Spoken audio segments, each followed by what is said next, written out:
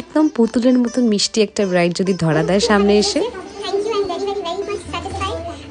High Aishwarya, তোমার আজকে wedding, তুমি কেমন লুক চাই বলো? একদম বিশাল সফট সাটেল লুক চাই, আর বাকিটা তোমার উপরে। ঠিক আছে, আইসটা একটু মানে লাইট হবে, সবকিছু লাইট অ্যাকচুয়ালি আমার স্কিন টোনের সাথে ম্যাচ করে যাক এরকম। ছোটবেলা একটা গান শুনেছিলাম না, পুতুল নেবে গো পুতুল। আমার ব্রাইড ঐশ্বর্যকে সামনে থেকে দেখে আমার একদম সেই রকমই ফিল আসছিল। আর ওর বিহেভিয়ারও ছিল ঠিক ওর মুখটার মতনই মিষ্টি।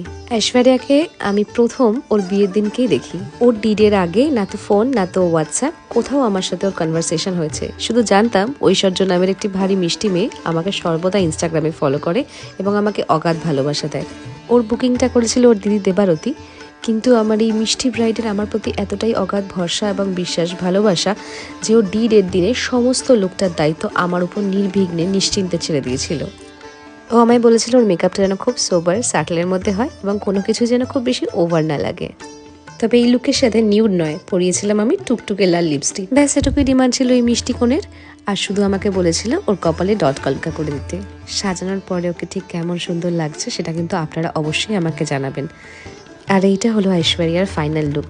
তাহলে এই মিষ্টি নেপালি কোণের বেঙ্গলি ব্রাইডাল লুকের ট্রান্সফরমেশন আপনাদের কেমন লাগলো সেটা কিন্তু আমাকে একদম জানাতে ভুলবেন না।